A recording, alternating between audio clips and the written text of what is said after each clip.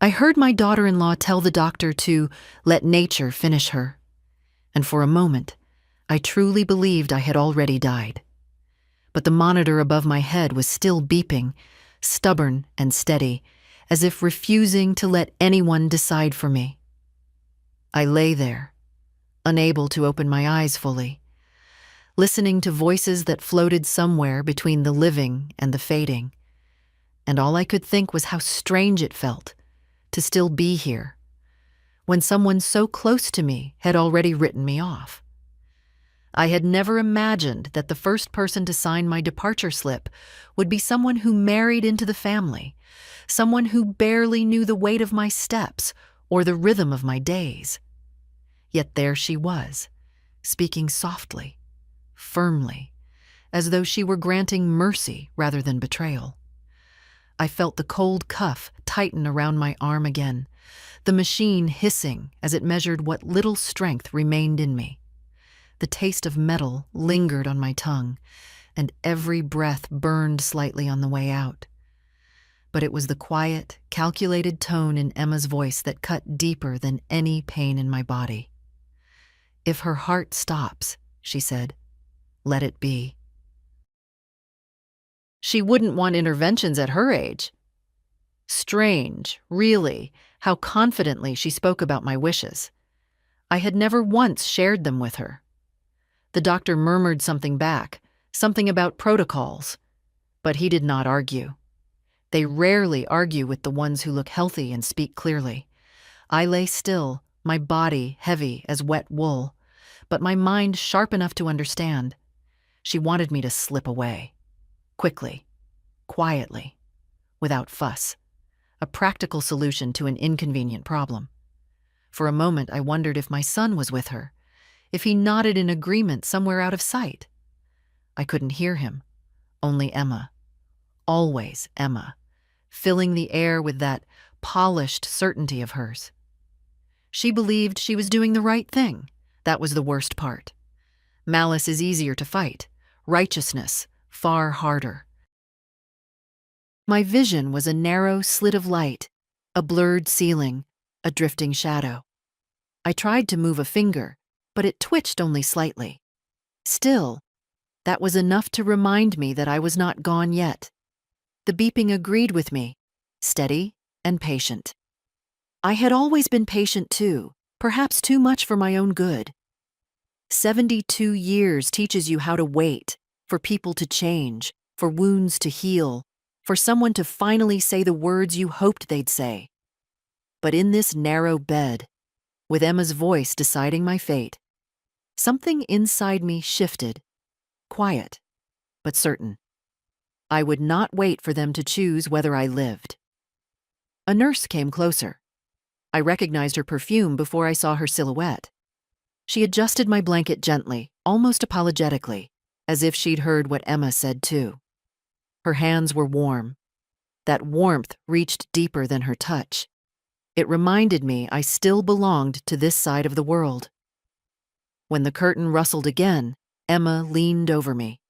Her face was elegant, composed, that same measured smile she always wore when she wanted to look kind in front of others. "Just rest, Margaret," she said, as if I were a child asking for something unreasonable. "You've had a long life. You don't have to fight anymore." Fight! She used the word so lightly, as though she knew what battles I'd fought, or how much fight was left in me.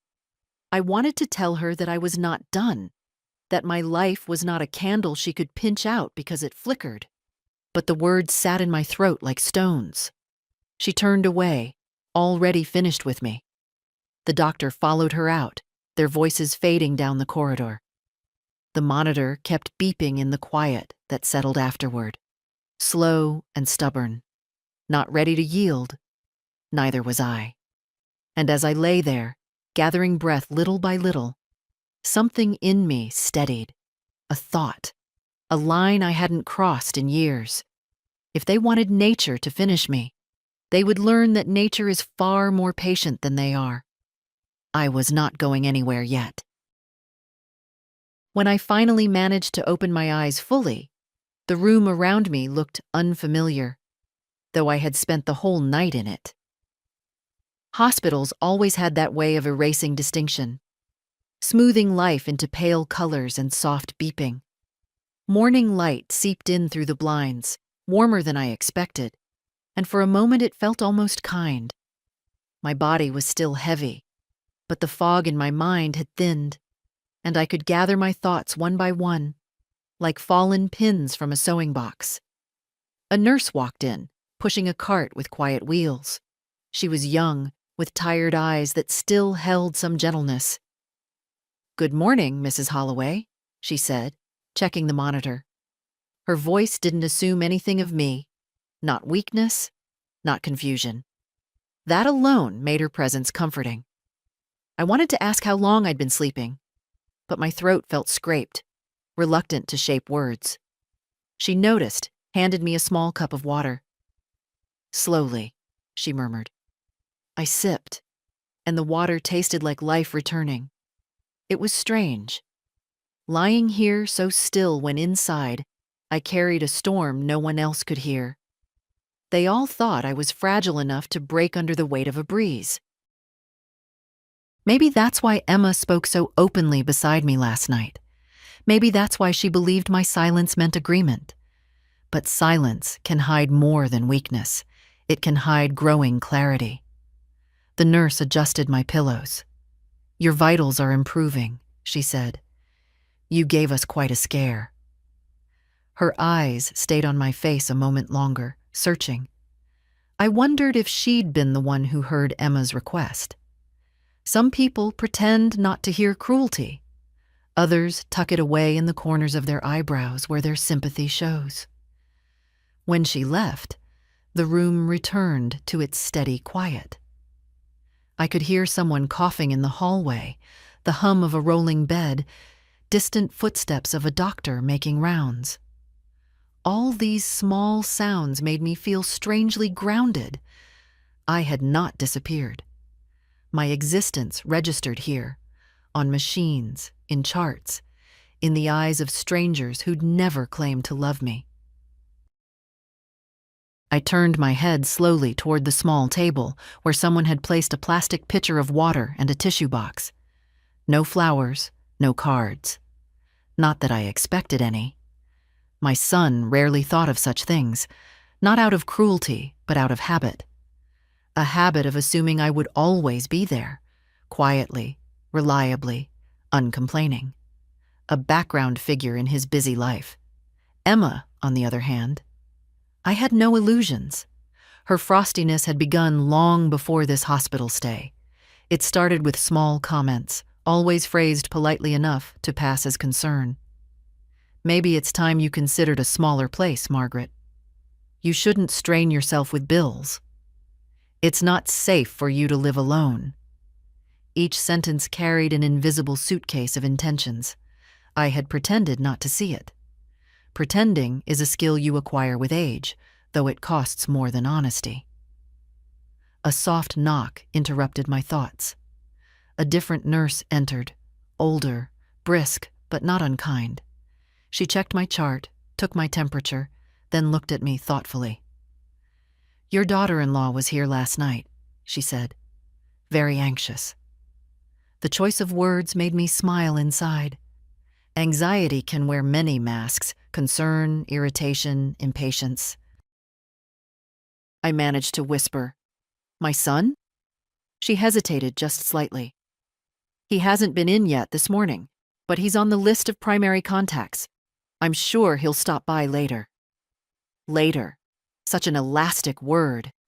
It can stretch for hours, days, years.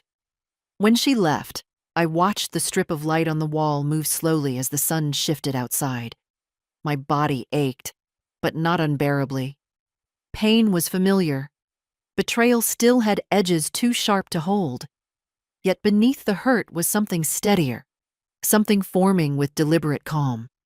Resolve. Not loud or dramatic, just a quiet tightening of thread inside me. I was still alive. I was still here. And I had heard everything. As I breathed in, deeper than before, I felt the shape of the decision that would soon come. It wasn't revenge. It wasn't anger. It was something far simpler. Dignity returning home after being gone too long. I closed my eyes not to sleep, but to listen. To my breath. To the monitor. To the truth settling in like a long-awaited guest. One thing was certain. Emma had made a mistake last night. She believed that because I was silent, I was powerless. She had forgotten that even the quietest women remember everything. I heard the door open before I saw her. Even without looking, I knew it was Emma. The sharp click of her heels always arrived before the rest of her. The rhythm of her steps was brisk, purposeful, as if she were entering a boardroom rather than a hospital room where her husband's mother lay recovering. I kept my eyes half closed, letting my breath slow just a little, not to deceive, but to observe. People reveal more when they think you're weak. Margaret? Her voice floated toward me, light and sweet on the surface, like tea with too much sugar to hide its bitterness. Are you awake? I blinked slowly, giving her the kind of response she preferred, a minimal one, requiring no real effort from her. She moved closer, and I could feel the faint scent of her perfume, crisp and cool, never warm. She always chose fragrances like that, as if softness might betray something she didn't want seen. Well, you look better, she said, but her tone was the kind used when someone comments on weather they don't care for. The doctor said your vitals stabilized overnight. That's good. Really good. She nodded to herself, though her eyes didn't match the nod. She adjusted the edge of the blanket near my arm, not out of care, but because she liked things to look tidy, even illness. Her hands were cool, controlled, precise. I wondered if she remembered touching me even a second after doing it. I told Andrew we should wait until you're stronger before discussing anything important, she continued. Stress isn't good for your heart. The irony made the corners of my mouth twitch. Stress, for her, meant any conversation where she didn't get to decide the outcome. She pulled a chair a little too close to the bed and sat, crossing her legs with the smooth elegance she'd always been proud of. You scared all of us, you know, collapsing like that. Her voice lowered, carefully measured. You were alone in the house again, weren't you? I've been telling Andrew it isn't safe. You need more structured support. Structured support, a polite way to say, somewhere they could keep an eye on my belongings, my papers, my home. I swallowed, still letting silence fill the space between us. Silence makes impatient people uncomfortable. With Emma, it made her talk more, revealing pieces she normally kept tucked away. She smoothed her skirt, another sign she was working herself up to something. The doctor asked yesterday if you had any advance directives. I told him Andrew would handle everything. Of course we want what's best for you. What's best for me? How easily she used that phrase. As if her vision of my future held any tenderness. As if she had spent even a moment trying to imagine what I might want instead of what made life simpler for her. She leaned forward slightly. The thing is, situations like this remind us how unpredictable life can be, and we all want to make sure everything is in order. A pause, deliberate. Your house, your accounts. None of us would want complications if something happened. There it was, finally stepping into the light. I kept my face as still as the sheets beneath me, not out of fear, out of clarity. If Emma thought I was too weak to understand, she'd keep talking. And she did. Andrew worries, she went on. He may not say it, but he does. He feels responsible. You've lived alone too long, Margaret, and you have too much on your plate at your age. Bills, taxes, maintenance, it's a lot. We don't want you to be overwhelmed. I remembered the sound of her voice the night before. Let nature finish her, and wondered how she could sit beside me now with that same careful smile. But I said nothing. I let her fill the room with her justifications. She reached into her purse and pulled out a folder. Thin, neat, labeled with my name. I brought these forms, just practical things. We can look at them later, when you feel up to it. Power of attorney, health directives, property planning. Nothing urgent. Nothing urgent. Yet she carried the forms with her to the hospital at dawn. She placed the folder on my bedside table, tapping it lightly with manicured nails. We're only thinking of your comfort, Margaret. That's all. For a moment, she looked at me closely, as if trying to read whether any of this was landing the way she hoped. I kept my gaze soft, unfocused. An old woman recovering from a medical scare. Harmless, malleable, not worth being wary of. She exhaled with satisfaction. I'll come back later, she said, standing. Try to rest. You need your strength. She walked to the door, her heels clicking out a polished farewell. And just before leaving, she added, We'll all feel better once everything is settled. When the door closed behind her, the room felt larger, as if her shadow had been taking up too much space. The air was cooler, too, gentler. I lifted my eyes to the folder on the table. Settled. I breathed in slowly, letting the quiet settle around me on my own terms. Emma thought she had seen all of me. An aging woman, a fading one. Someone who would accept her decisions without question. She had forgotten something essential. I am old, yes. But I am not done. I heard Andrew long before he entered the room. My son never learned how to walk quietly. His steps always carried a sort of restless energy, as if he were in a hurry to leave any place he entered. Even when he was a child, he couldn't stay still. Shoes tapping against the floor, fingers drumming on the table, eyes already drifting toward the next thing he wanted to do. Some habits never soften with age. Mom? His voice came from the doorway, careful and bright. The way people speak to someone they're not sure will answer. I turned my head slightly, enough to let him know I was awake. He came closer, and for a moment I could study him without needing to respond. His face drawn, a crease between his brows, that familiar mix of guilt and impatience tightening his mouth. He looked older than his 45 years, but stress ages people faster than birthdays do. You scared us, he said, pulling up the chair Emma had used earlier. The doctor said it was a pretty serious drop in blood pressure, and the pain. Mom, why didn't you call sooner? His voice trembled almost convincingly. I managed, I whispered. Speaking was easier than yesterday, though my throat still felt fragile. He nodded, relieved by the sound of my voice, as if my ability to respond made this visit simpler for him. He reached for my hand, squeezed it lightly, and I wondered whether he felt the tremor in my fingers. He used to hold my hand with certainty, the way sons do when they still believe their mothers are unbreakable. Now he held it like a responsibility. We need to make sure you're not alone so much, he continued. It's getting harder for you, Mom, and I can't always get away from work.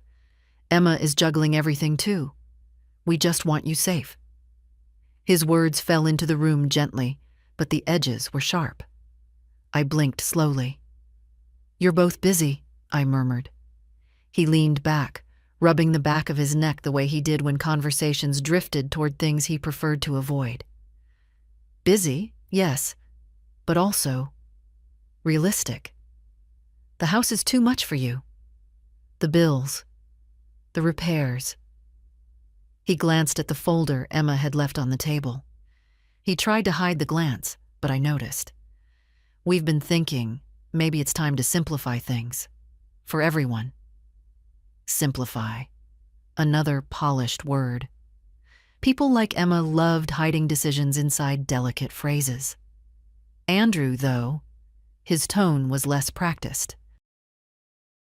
He still stumbled around the truth, still tried to soften it for both our sakes. I mean, he continued, clearing his throat, if something happened, God forbid, we'd be scrambling. Your documents are all over the place, Mom. Your insurance, the deed, the investments. Emma said we should at least help you organize everything.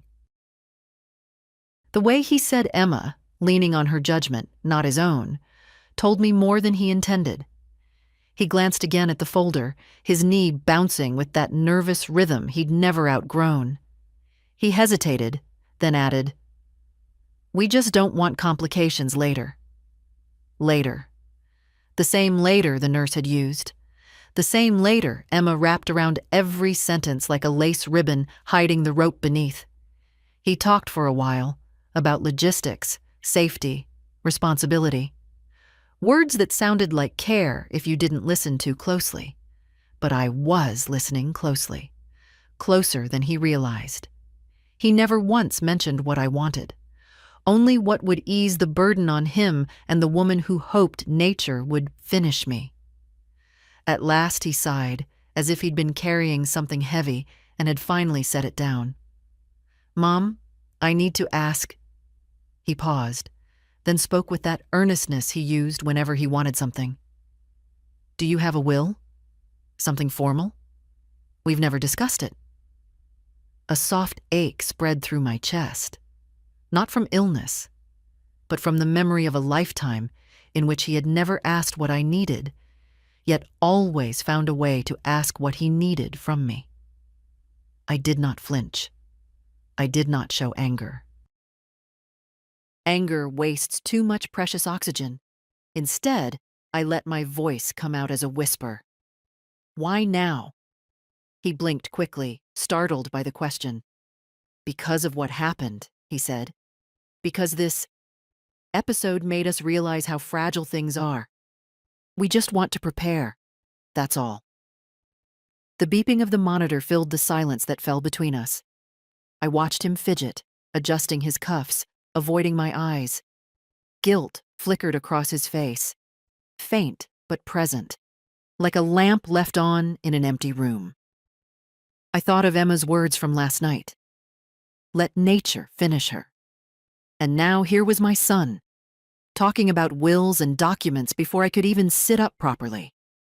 Perhaps he didn't know what she'd told the doctor. Perhaps he did.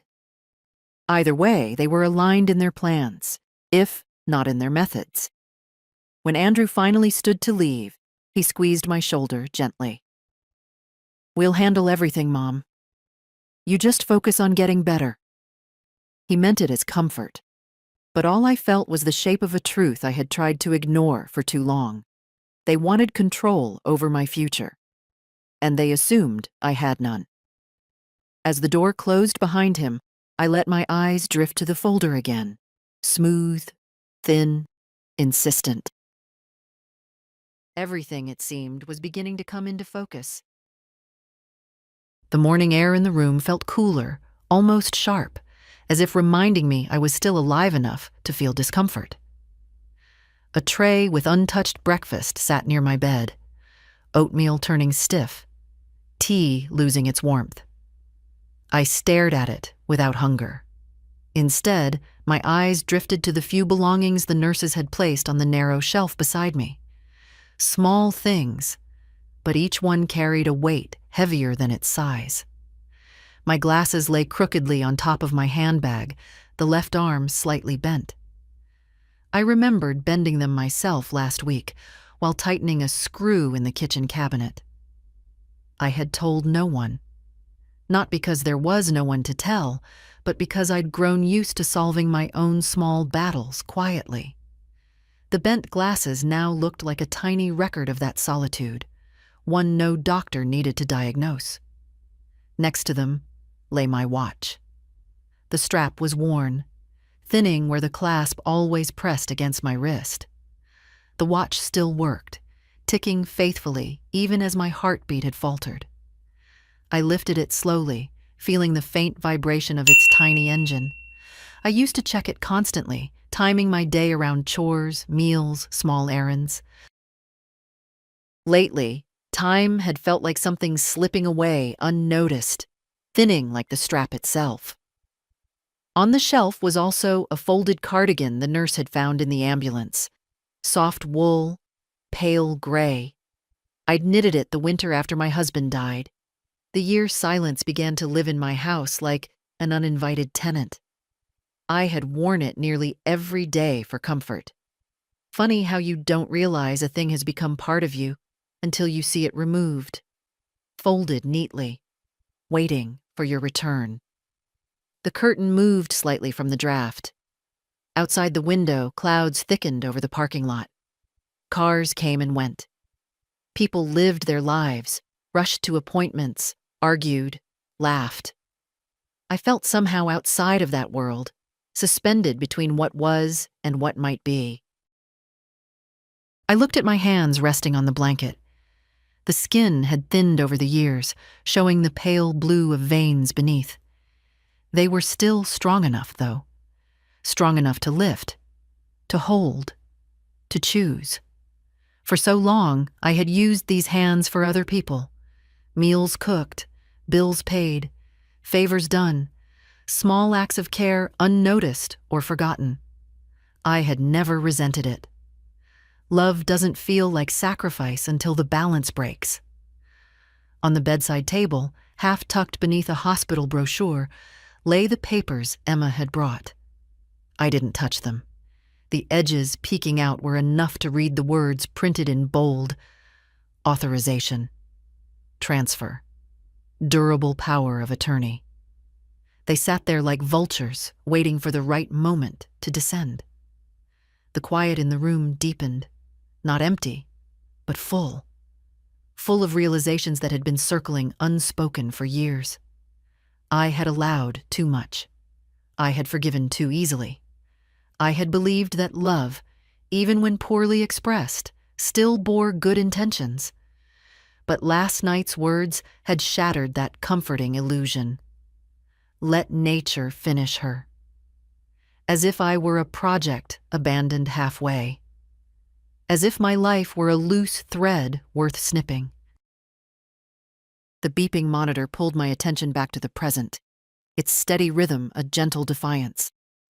That sound, soft, persistent, felt more loyal than the voices that should have protected me. I took a slow breath, deeper than before. My ribs ached from the effort, but the ache felt almost cleansing. Each inhale gave shape to a thought. Each exhale cleared space for resolve. There was no anger rising in me, no dramatic swell of indignation, just a steady settling, like dust finding its place. I was not done. I had more say in my life than they imagined, and the quiet inside me was no longer submission. It was preparation.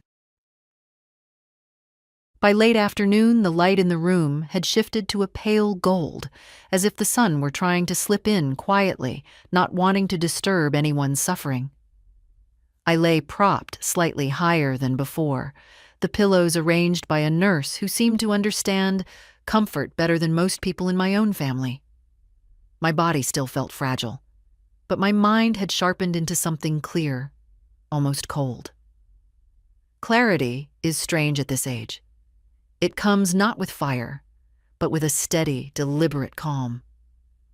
I heard the soft murmur of voices outside my door. One belonged to the doctor, the other unmistakably to Emma. Even through the wall, her tone carried that familiar firmness, the sound of a person who believed her judgment trumped everyone else's. I closed my eyes, not out of fear, but to listen better. Her condition is stable, the doctor said. We'll continue monitoring, but overall she appears to be improving. A pause. Then Emma's voice, lowered but still crisp. Yes, but we all know how unpredictable these situations are at her age. We shouldn't force anything unnatural. Unnatural? Strange word to use for trying to keep someone alive? The doctor offered a diplomatic hum. Our priority is her recovery. And ours, Emma interrupted gently, is her dignity. She spoke often about not wanting extreme interventions, especially if her heart fails. You understand? The doctor hesitated. I felt it rather than heard it. Legally, he said, I need clear directives from the patient herself unless we have documentation. Emma pressed on. She's tired. She's been declining for a while. Andrew and I can help with those decisions. Help, she said, as if deciding how I should die were an act of generosity. I opened my eyes and turned my head toward the door. Shadows rippled against the curtain. Their conversation felt like a slow tightening of a rope, each word meant to pull choice out of my hands. My pulse stayed steady, not from indifference but from something deeper. I had lived through storms harsher than this, and none had taken my will from me. The doctor eventually entered. He smiled politely, professionally, but I could see something guarded in his eyes. Hesitation, perhaps. Emma followed a moment later, her smile perfectly arranged, as if she had rehearsed it in the hallway. Margaret, the doctor said, we want to make sure your care reflects your wishes. Do you have any advance directives? A written plan? Before I could answer, Emma stepped closer. Doctor, she really shouldn't worry about paperwork right now. Stress will only...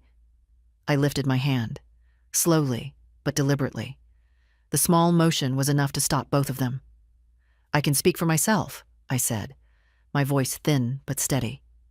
Emma froze, the smile still on her mouth but no longer fitting her face. The doctor nodded. Of course, Mrs. Holloway. I have no directives, I continued, and I want full care, whatever is necessary. Emma tried to interrupt. Margaret, you may not understand the... I understand perfectly. My gaze did not move from hers. And I am not done making decisions. For a moment, she simply stared at me, stunned into silence. She had built her plans on the belief that I would remain quiet, that weakness meant compliance. But there is strength in stillness too, if one chooses to use it. The doctor cleared his throat gently. Very well. We'll proceed accordingly. Emma forced a smile, but her fingers tightened around her handbag, the knuckles whitening. I watched her, not with anger, but with a growing steadiness. She had expected me to drift away quietly, like a candle burning down to its final inch. Instead, she found a flame she could not snuff out with a sentence. After the doctor left, she remained by the foot of the bed, adjusting her composure like someone tugging a wrinkled dress into place. You shouldn't exert yourself, she said softly. There's no need to make this harder. Harder for whom, I wondered. I let the silence answer for me. Silence, when used with intention, becomes a boundary. She lingered a moment longer, then turned to go, her steps more rigid than when she'd arrived. When the door closed behind her, the room felt lighter, the air clearer. Something inside me had shifted, not loudly, but decisively. I had spoken only a few words, yet they carried the weight of a choice I had not made in years, a choice to stand for myself, even from a bed. The monitor beside me beeped on, steady and patient, as if agreeing with the decision. I was not finished, and I would not let anyone finish me. Night in a hospital has its own sound. Not silence exactly, but a softened world. Distant carts rolling, muted conversations at the nurse's station, someone coughing down the hall. I lay awake, not from pain, but from a sense that something had shifted inside me and refused to let me rest. Once, I would have waited for Andrew to reassure me, or for Emma to explain things in her polished way. Now, I trusted neither of them to tell me the truth. If I wanted clarity, I would have to reach for it myself. A young nurse, dark hair pulled into a messy bun, entered to check my vitals. Her badge said, Sarah. She moved quickly but not carelessly, adjusting the wires with gentle fingers. When she finished, she smiled at me as if she could sense I was more awake than I let on. Need anything? She whispered. Her kindness made something inside me unclench. Water, I murmured. And a question answered. She brought the cup first, then sat on the edge of the chair beside my bed, as if she knew I wasn't asking for painkillers or more blankets. What's on your mind? I studied her face for a moment. Not because I doubted her. Rather, I needed to be sure she was one of those people who listened with both ears and conscience. My daughter-in-law, I began slowly, spoke with the doctor yesterday about letting certain things happen naturally. Her expression tightened, almost imperceptibly. She kept her voice neutral, but the truth flickered in her eyes before she spoke. I wasn't part of that conversation, but yes. Some concerns were brought up by your family. She leaned forward. But you're alert, oriented, and able to make your own medical decisions. We respect that. Your word stands. That's not what worries me, I said softly. I want to know whether they've tried to access my records, insurance, financial files, anything outside medicine. She hesitated, not because she wanted to hide something, but because she was deciding how honest she was allowed to be. We document every request, she said carefully, and I can check who's been listed as a contact or proxy. Please, I whispered. I need to know. She nodded once, then slipped out of the room. I stared at the ceiling while I waited, tracing the lines in the plaster. I wondered how long Andrew had been preparing the ground, nudging here, suggesting there, until the idea of managing my affairs felt natural to him. Or maybe Emma planted the seed and he simply watered it out of habit. When Sarah returned, her expression confirmed more than her words would. She closed the door quietly before speaking. Your daughter-in-law asked about insurance coordination, she said, and she requested information about your existing directives. We didn't give her any because she isn't listed as having that authority. I nodded slowly. It was what I expected. Yet hearing it spoken aloud still felt like a cold cloth pressed against my heart. There's more, she continued. Your son asked about points of contact with your primary physician and whether certain authorizations could be transferred. He didn't phrase it in a suspicious way, but it raised flags. My fingers tightened slightly around the blanket. I see. I'm telling you this, Sarah said gently, because you have the right to know who is trying to make decisions on your behalf, and because your doctor has formally noted your capacity to make your own choices. Thank you, I said, and my voice steadied. I don't want them involved in my care decisions from this point forward. She nodded again, a little more firmly. We can make that note explicit. Then she added softer. We see these situations sometimes. Family members mean well or believe they do. But it's your life. You get to choose. I let that settle inside me, not as comfort, but as confirmation. For the first time in a long while, someone was saying exactly what I needed to hear. Not wrapped in duty or expectation, not softened for convenience. After she left, I lifted my watch from the bedside table. Its ticking seemed louder now, deliberate.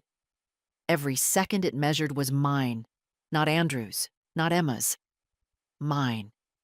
Outside, a cleaning cart rolled past, the wheels squeaking faintly. I listened to it move down the hall, and with each sound, something inside me steadied further. The fear that had clung to me these past 2 days loosened its grip, replaced by something older and stronger. something I'd nearly forgotten I possessed. Resolve? I would recover. And when I did, I wouldn't return to the life they had planned for me. My life was still mine, and I was ready to reclaim every inch of it. By the next afternoon, the sky outside my window had turned a dull gray, as if the weather itself were echoing the heaviness settling in my chest. I wasn't weaker. If anything, my body felt slightly steadier. But the fatigue around my ribs had grown, like a reminder that I wasn't invincible. Still, I stayed propped up, alert, listening for every footstep in the hall. Emma arrived just past 3. Her knock was polite, but unnecessary. She never waited for permission. She walked in with the same bright expression she wore when greeting neighbors, pleasant, practiced, hollow. "Oh, good. You're awake," she said, setting her handbag on the windowsill as though she owned the place. "I wanted to check on you before my meeting." I nodded faintly, and she took it as an invitation to continue. She moved around the room, straightening things that didn't need straightening. A brochure, my water cup, the edge of my blanket. It was the kind of fussing people mistake for care. "The doctor said you're improving," she went on. "That's wonderful news. Andrew will be relieved. He's so overwhelmed with work lately." Her tone made it sound like my survival was an inconvenience added to his schedule. She smoothed her skirt, then leaned closer, lowering her voice as if about to share something intimate, not with me, but about me. "I spoke with the insurance coordinator this morning," she said, "just to make sure everything is aligned for your ongoing needs." I let my breath stay slow, steady. She continued, unaware or unwilling to believe that I understood every word perfectly. "You know how these things work, Margaret. If your condition worsens, treatments get expensive very quickly. We just want to avoid unnecessary strain." She put a careful emphasis on unnecessary, as though the cost of my existence were something to be measured like a grocery bill. "And of course," she added lightly, "your policy only covers certain interventions. If we know the limits now, we can make responsible choices before anything unexpected happens." There it was again, that gentle push toward the edge she hoped I'd quietly fall from. I studied her face. Not cruel, not angry, simply calculating. She believed she was being practical, even noble. That made her choices far more dangerous than malice ever could. She reached for the folder she'd brought earlier. "Everything's so much easier when paperwork is clear. Andrew agrees. He says we can help you sort it all out before you go home." Before I go home. Her voice blossomed with satisfaction on that last word. Because to her, home was not where I lived. It was a resource waiting to be reassigned. She sat down, crossing her legs gracefully. "You've done so much on your own for so long. It's admirable, really. But there comes a time when it's better to let others take over. You've earned that rest." I felt a quiet warmth rise in my chest. Not anger, but understanding. A clarity that settled with the weight of truth. She wasn't preparing to support me. She was preparing to replace me. Emma misread my silence as agreement. She patted my hand as if sealing the matter. "We'll make sure everything transitions smoothly." Transitions. Another word that meant more to her than she dared to say aloud. She stood to leave, smoothing her blouse, checking her reflection in the darkened window. "You focus on healing," she said brightly. "Let us handle the complicated stuff." But when she stepped out of the room, closing the door behind her, the air shifted. Not heavier, cleaner. The way a room feels after someone blows out a candle, leaving only smoke behind.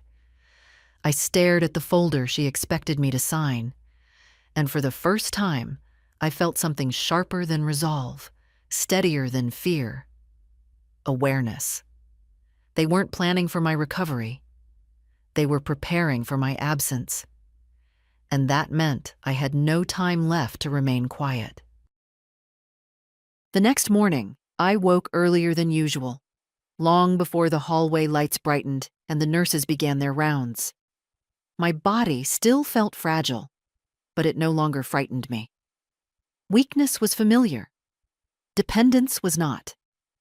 That, I realized, was the part I could no longer accept. Not from my son, and certainly not from the woman who hoped I would quietly disappear.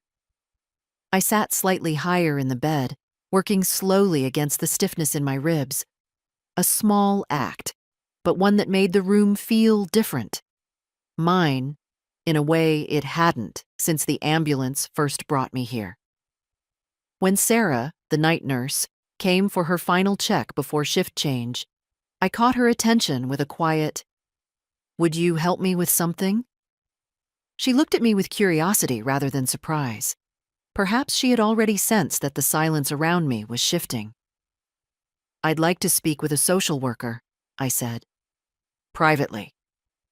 The way her expression softened told me she understood more than I had said aloud. "Of course," she replied. "I'll put in the request right now."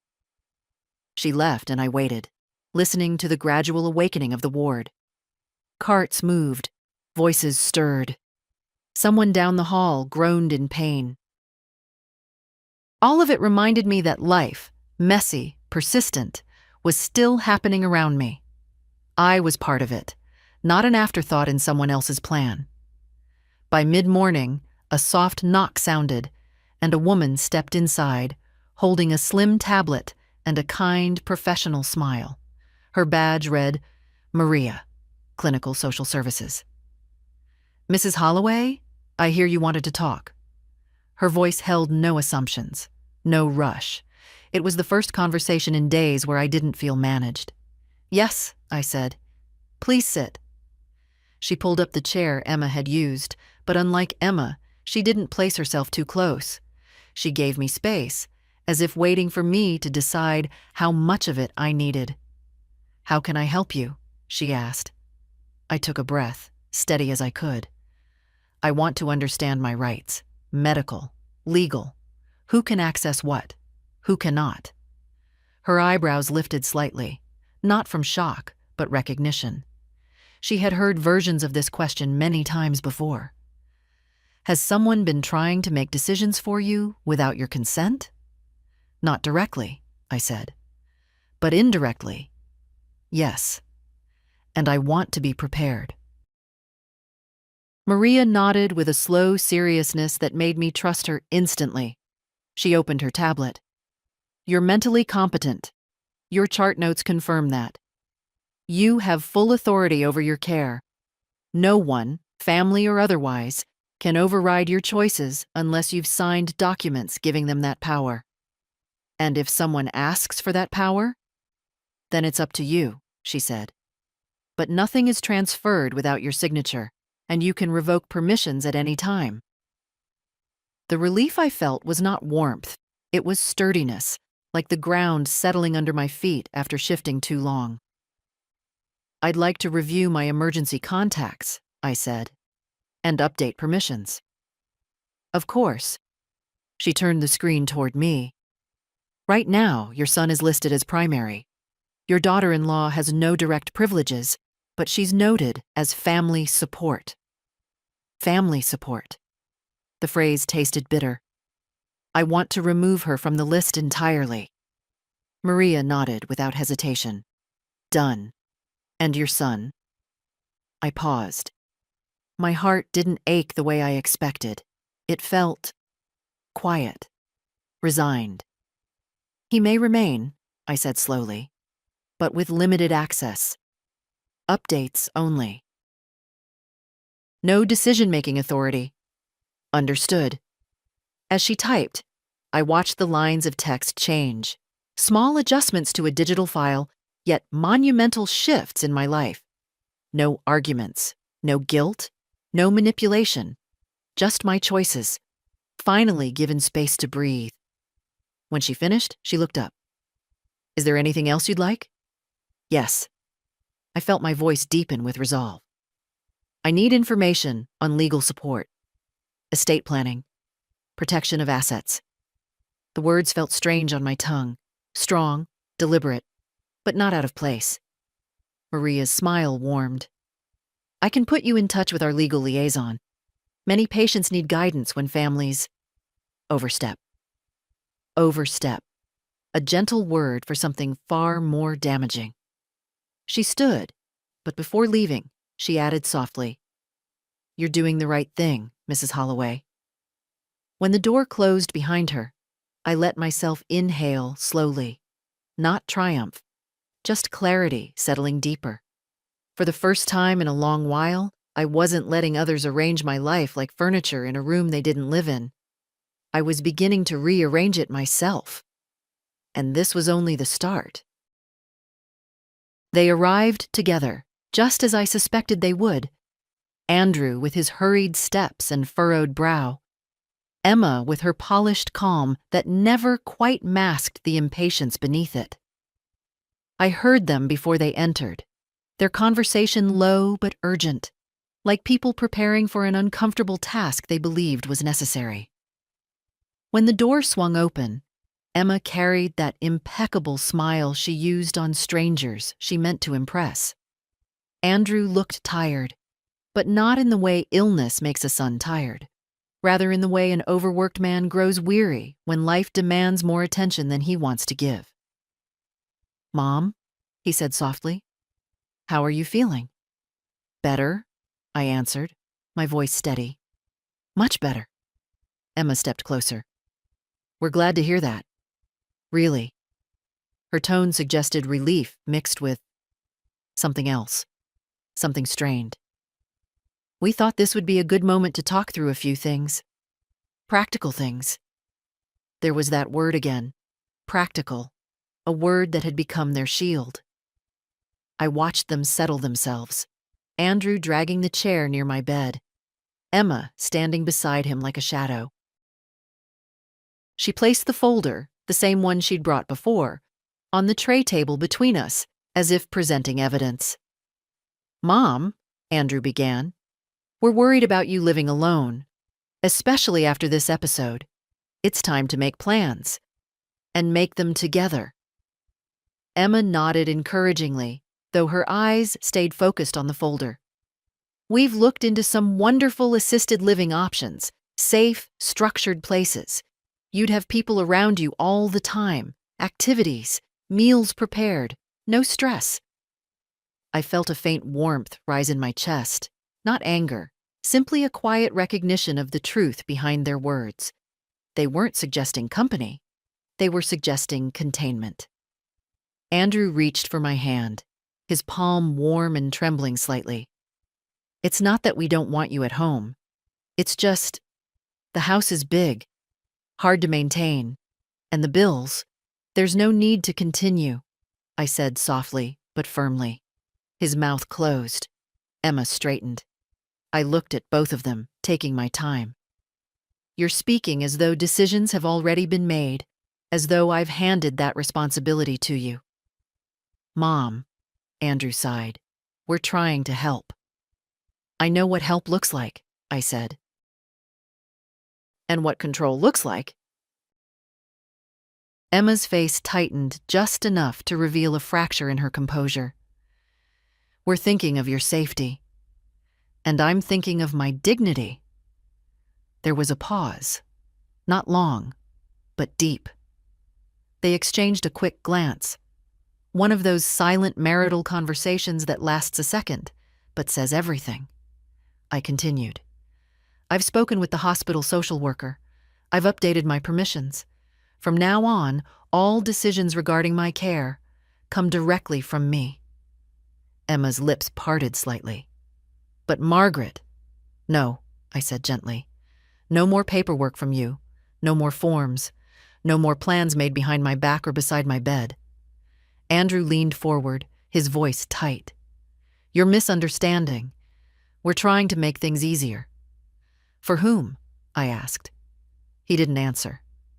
Emma stepped in, her tone sugar-coated with urgency. "We're just asking you to trust us. We only want what's best." "And I want simple respect," I said. "Yet you both spoke to the doctor about limiting interventions. You planned for a future without me while I was still here." A silence fell heavy between us, not hostile, just final. I straightened slightly, feeling every breath deepen my resolve. "I will decide where I live. I will decide how my affairs are handled, and I will not sign anything you've brought." Andrew's shoulders sagged, a soft exhale escaping him. I wondered if it was disappointment, or merely the collapse of convenience. Emma was less subtle. Her expression tightened with the slightest flicker of frustration before she smoothed it away. "We should give her time," she whispered to Andrew, though she meant for me to hear. "Yes," I said quietly. "You should." They stood, uncertain, as if the room's center of gravity had shifted. For years I had softened every edge for them. Today I did not.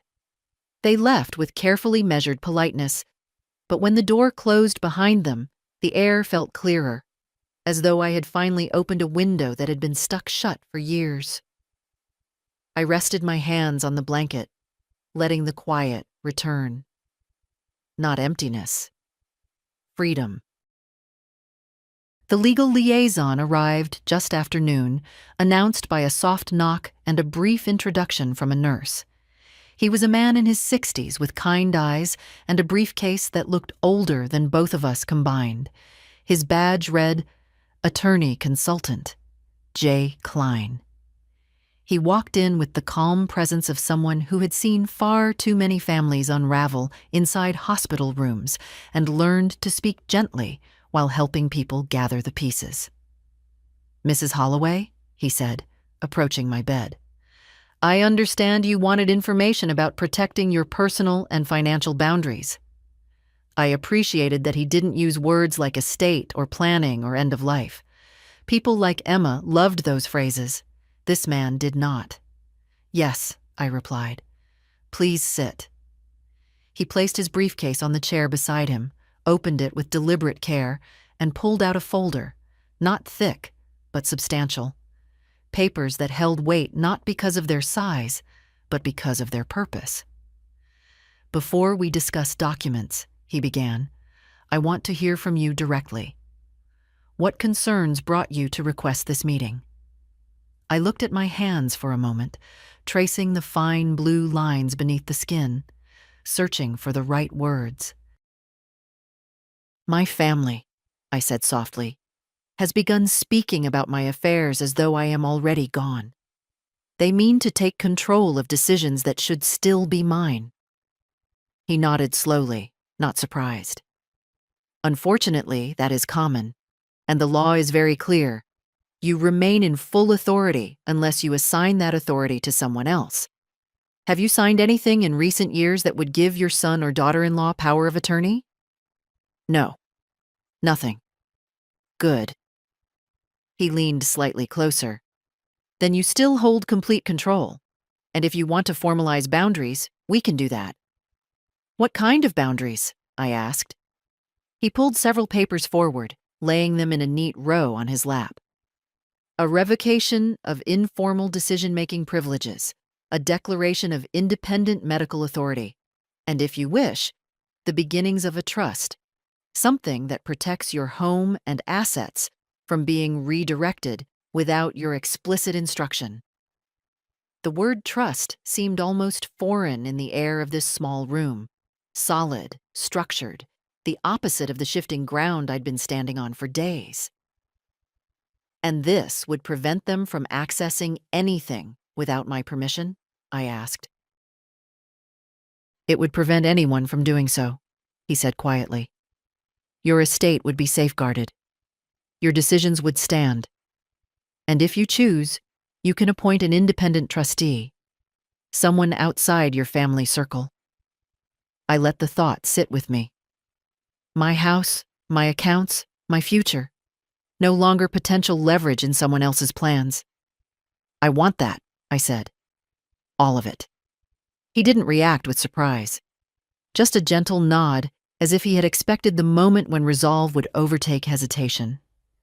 We can begin today, he said. It will require signatures, and later, when you are discharged, we'll finalize the trust with a full meeting. But the protections can be set in motion now. For the first time in days, I felt something open in my chest. Not relief exactly, but breath. A full, steady breath that reached the bottom of my lungs. He set the documents on the rolling tray table, adjusting it so I could see clearly. His movements were unhurried, respectful, as though these papers were something sacred, not because of their content, but because of what they represented. A nurse entered briefly with pain medication, saw the attorney, and smiled knowingly. "Take your time," she whispered to me. "Don't let anyone rush you." Her words echoed warmly inside me. When she left, Mr. Klein continued, "I want you to read these slowly. Ask questions. This is about your strength, not your surrender." I picked up the pen he offered, simple, black, weighty, in a way that felt symbolic. My hand trembled slightly, but not from weakness, from certainty.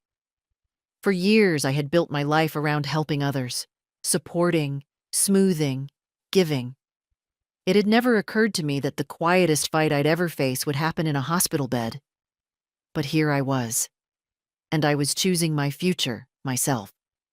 Mr. Klein waited patiently as I signed the first page. My name steady, sure. With each signature, something small but profound shifted inside me. I was no longer the woman Emma could dismiss with a whisper. No longer the mother Andrew assumed would yield. I was myself again, fully, decisively. And I was not finished yet. Emma arrived before Andrew this time. Her heels struck the floor with more force than usual, the sound of a woman who felt her control slipping and was desperate to reassert it. She didn't bother knocking, simply walked in and closed the door behind her, with a care that did not match the sharpness in her eyes. "I heard you met with a legal liaison," she said, not even attempting a greeting. Her smile was thin, brittle at the edges. "Andrew and I weren't informed." "You didn't need to be," I replied. She blinked, just once, but the surprise was unmistakable. She had grown used to me cushioning everything I said. It must have felt strange to her now, hearing my voice without apology. She stepped closer, lowering her voice to a tone meant to sound reasonable. "Margaret, you're recovering from a serious episode. This isn't the time to make complicated decisions. You should be resting, not signing papers you may not fully understand." Her concern was a hollow cup, beautifully shaped, utterly empty. "I understand them well enough," I said. That answer unsettled her. She crossed her arms. "I just want to make sure you're not being pressured by hospital staff. They don't know our family. They don't know what's best for you." "No," I agreed calmly. "But they listen, and they respect my choices." Something flickered behind her expression. Irritation, quickly smoothed away. She softened her voice again. "You know Andrew only wants to help. You know that, don't you?" I studied her carefully. "Do you?" The question landed like a stone dropped into still water. She drew a breath, steadying herself. "This is unnecessary conflict," she said. "If you had questions about your affairs, you could have come to us. We could have handled everything discreetly." Discreetly. Another word shaped to hide intent. Before I could answer, the door opened again. A nurse stepped in, tall, composed, one of the senior staff whose authority carried weight even Emma respected. "Mrs. Holloway," the nurse said, addressing me directly, "I'm here to confirm updates to your care access. I'll need just a moment." Emma moved toward her. I'm her daughter-in-law. You can speak to me as well. The nurse gave her a polite but immovable smile. I'm sorry, ma'am, but Mrs. Holloway has restricted access to approved contacts only. You are not listed. The stillness that followed was sharper than raised voices. Emma stared at the nurse, then at me, as though she couldn't quite comprehend the shift in power. I'm not listed? She repeated, trying to keep her voice even. No, the nurse said. Mrs. Holloway's directives are fully in place. Emma's face tightened, just for a heartbeat, but enough. The nurse finished her confirmation quickly, nodding to me with professional respect before leaving the room. The moment the door clicked shut, Emma exhaled, the sound small but sharp. So that's how it is, she said. You want to shut us out? No, I answered quietly. I want control of my own life. I've always supported you, she insisted, though her voice trembled with something closer to anger than hurt. Everything I've done was for your benefit. I didn't raise my voice. I didn't need to. You told a doctor to let nature finish me. Her face drained of color, then flushed again. You weren't conscious. You misunderstood. I was emotional, worried about your suffering. I looked at her steadily. I heard you. Every word. For the first time since she'd entered my life, Emma had no immediate reply. She pressed her lips together, gathering what dignity she could, and reached for her handbag. Andrew will talk to you, she said at last, each syllable clipped. He'll know how to sort this out. I didn't answer. There was nothing left to sort. She left with her head high, but her steps were uneven, heels clicking too fast, too loud, like someone trying to outwalk the truth. When the room fell quiet again, I closed my eyes and let the silence settle. Not peace yet, but protection. And for now, that was enough. The morning of my discharge arrived quietly, without the dramatic weight I once imagined such a moment would hold. No final tests, no urgent warnings, just a nurse wheeling in a folded stack of papers for me to sign, her smile warm and unhurried. My body still felt tender in places, but it held me, and that was enough. Strength doesn't always return with noise. Sometimes it settles like a hand on your shoulder, steady and sure. Andrew arrived shortly after breakfast. He didn't knock. He walked in quickly, breath slightly short, as if he had rushed through the parking lot. His eyes darted to the packed bag waiting at the foot of my bed. "You're being discharged today?" he asked, forcing a bright tone. "Why didn't you call? I would have picked you up." "I didn't want to trouble you," I said. The softness in my voice was real, but the words were chosen. I watched the flicker of confusion cross his face. "Mom, it's no trouble. I already moved meetings around. Emma's waiting outside in the car. She found a good route home. We'll get you settled, heat the house properly, maybe even—" "I won't be going home with you," I said gently. He froze. Not dramatically, just completely. As if someone had pressed pause on him, his eyes searched my face for a misunderstanding that wasn't there. "What do you mean?" "I've made arrangements," I continued. "Transportation is coming shortly, and I won't be returning to the house." His mouth opened, then closed again. "Mom, you can't stay somewhere else. Not alone. You're recovering. It's not safe." Safe. The word felt different now. I had learned that safety didn't depend on proximity to family, but on the absence of people who believed your life ended before your pulse did. "I'll be staying somewhere that was my decision," I said.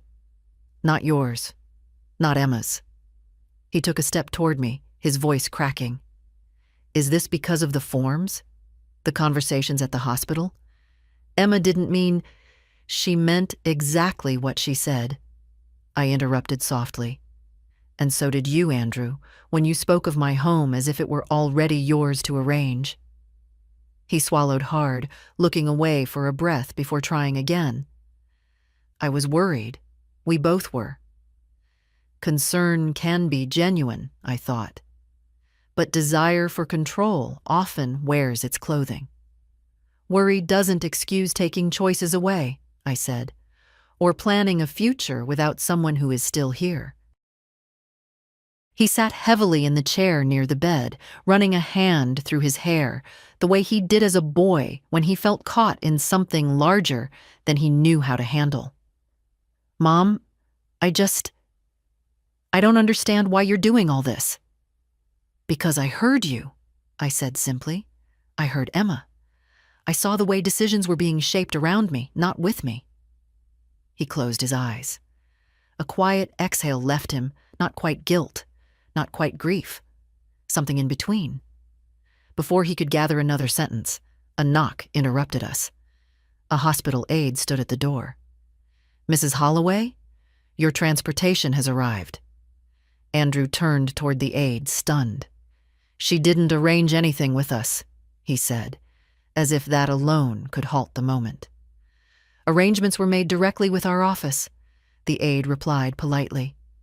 I reached for my cardigan, the gray one folded neatly by the nurses, and slipped it over my shoulders. My hands didn't shake. They felt almost young. "Mom," Andrew said softly, "please, let us take you home. We can talk everything through." I looked at him, really looked, and felt the familiar ache of love mixed with disappointment. Not anger. Just the quiet truth that sometimes children drift into versions of themselves you no longer recognize. "I will always talk to you," I said. "But I won't go back to a place where my life was being planned without my consent." He stood slowly, defeated in a way I had never seen. "Where will you go?" "To a place I chose," I answered. "And that's all you need to know today." The aide helped me to my feet. My legs trembled slightly, but they held. Andrew watched me, expression caught between regret and something else. Something like realization. I walked past him, each step a quiet reclaiming of myself. When I reached the doorway, I rested my hand briefly on the frame, not for balance, but for acknowledgement. "This isn't goodbye," I said, without turning back. "But things will not be the same." Then I stepped into the hall, leaving behind the room, the beeping machines, and the version of myself that once waited for others to choose her path. I felt lighter than I had in years, and though the journey ahead was uncertain, it was finally mine. The drive to the residence took about half an hour, though it felt shorter. Perhaps because I spent most of it looking out the window, letting the world pass gently by, unhurried for the first time in years. The landscape shifted from city streets to quieter roads lined with tall maples, their branches arching overhead like a softened crown. It felt appropriate, almost ceremonial, as if life itself was acknowledging the change. The car stopped in front of a building made of warm brick and glass. Modern, but not cold. It didn't resemble a facility or a place people were left behind. It looked, lived in, welcoming, a place built for choices, not endings. A woman greeted me at the entrance, introducing herself as Caroline, the community director. She didn't speak in that overly bright tone people reserve for the elderly. She spoke to me as though I were still entirely myself. That alone eased something in my chest. "We're glad to have you, Mrs. Holloway," she said. "Your room is ready. If at any point you want to change anything, layout, lighting, even the pillows, tell us. This is your space." Your space. How long had it been since I heard those words without suspicion attached to them? We walked together down a quiet corridor. Sunlight pooled on the floor where the windows stretched tall, and I could hear faint piano music, from a common room nearby. Nothing loud, just a soft melody played by someone unafraid to touch the keys imperfectly. When Carolyn opened the door to my room, I stood still for a moment. It wasn't large, but it was bright. A soft armchair near the window. A small writing desk. Clean linens folded neatly at the end of the bed. A vase waited empty, ready for flowers I might choose myself. And for the first time since waking in the hospital, I felt a real exhale leave my lungs, slow and deep. "This is good," I said quietly. Caroline smiled. "You're free to rest, or walk around if you feel steady. Meals are served in the dining hall or delivered to your room. Your choice. My choice. Again." After she left, I sat in the armchair, pulling my cardigan closer around my shoulders. Outside the window, a few residents walked along the garden path, some slowly, some with surprising speed for their age. They moved with purpose, not confinement. No one hovered over them. No one ushered them along. They were allowed to exist without being directed. I let the quiet settle around me. Not the hollow kind that had filled my house after my husband died. This was a different quiet, shaped by freedom rather than absence. I thought of Andrew's face in the hospital room, stunned by the realization that his plans no longer anchored mine. I thought of Emma's sharp calm, the way she had clung to the idea of transition as if it were a kindness. For years, I had been the steady ground beneath all of them, smoothing every rough moment, absorbing every unspoken expectation. But somewhere along the way, the ground had shifted, and I had quietly disappeared behind their needs. Sitting here now, I felt myself return, not loudly, not triumphantly, but wholly. A staff member delivered a cup of tea, steam curling upward like a small ceremony.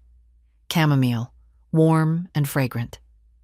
I cupped it in both hands, letting the heat seep into my palms, into the places of me that had been cold for too long. No one stood over me with forms. No one spoke of later, as if I weren't present now. No one hinted that rest was merely preparation for my exit. Here, rest meant something else. It meant I had arrived. I took a slow sip of tea and let the sunlight reach across the floor, inching quietly toward my feet. My life was not ending. It was simply, finally, my own again. The first week in the residence passed quietly, each day unfolding with a steadiness my life had lacked for years. I spent mornings walking the garden path, afternoons reading in the sunroom, evenings listening to the gentle murmur of conversations drifting from the dining hall. No tension, no clipped smiles, no footsteps pacing around me with hidden intentions. One afternoon, as I sat by the window with a book open on my lap, the receptionist knocked lightly on my door. "Mrs. Holloway," she said, "your son is here to see you." I closed the book, marking my place with a finger. I had expected this visit eventually, but the reality still sent a small ripple through my chest. Not fear, just memory. There is a difference. Andrew entered slowly, without the hurried steps he used to carry everywhere. He looked older than I remembered from the hospital, less polished, more human, a man who had spent days thinking about things he had never wanted to examine. "Mom?" he said softly. "You look good." "I feel good," I replied. He glanced around the room, the armchair, the books, the vase now filled with flowers I'd chosen myself. A small nod formed, as if he recognized that this space belonged to me in a way my old house never had. "I'm sorry," he said, the words landing carefully, without theatrics. "About how things were handled, about what Emma said, about what I didn't say." I let the silence stretch. He needed it more than I did. He swallowed. "I didn't realize how much we were pushing you." or how it must have felt. I should have listened. I nodded. Yes, you should have. He looked down at his hands, turning his wedding ring slowly. I don't expect forgiveness right away. I just want to understand how to do better. There was a time I would have rushed to comfort him, to soften the edges, to tell him he wasn't to blame. But life teaches you, eventually, that some truths must remain sharp if they are ever to protect you. You can start, I said gently, by seeing me as someone who still lives, not someone you're preparing to lose. His eyes lifted, wet but clear. I see that now. I believed him, not fully, not blindly, but enough. Your home, he said quietly, will feel so empty without you. It was empty long before I left, I answered. Not cruelly, simply true. He nodded again, slowly. If you ever want me to visit, or help with anything, I will ask, I said. If and when I choose. The words landed softly, but firmly. A new boundary. One he seemed ready to respect. He stood to leave, then hesitated. I'm glad you're safe, he whispered. So am I. After he left, I sat for a long moment in the quiet he left behind. It wasn't loneliness. It was space. Finally, mine. The sun dipped lower, spreading a warm amber glow across the floor. I watched it creep toward my chair, slow and patient, the way healing often is. I thought of the hospital bed, of Emma's voice telling the doctor to let nature finish me. I thought of the beeping monitor insisting I was still here. I thought of the papers I signed, the choices I reclaimed, the path I walked out of that building. Nature didn't finish me. It reminded me to begin again. And so I have begun. If you're reading this, whoever you are, wherever you are, remember this quiet truth. Your life is still yours, even when others believe they know better. Hold it gently. Protect it fiercely. And if my story felt like a hand reaching toward yours, then let yours reach back. Share it. Tell someone who might need it.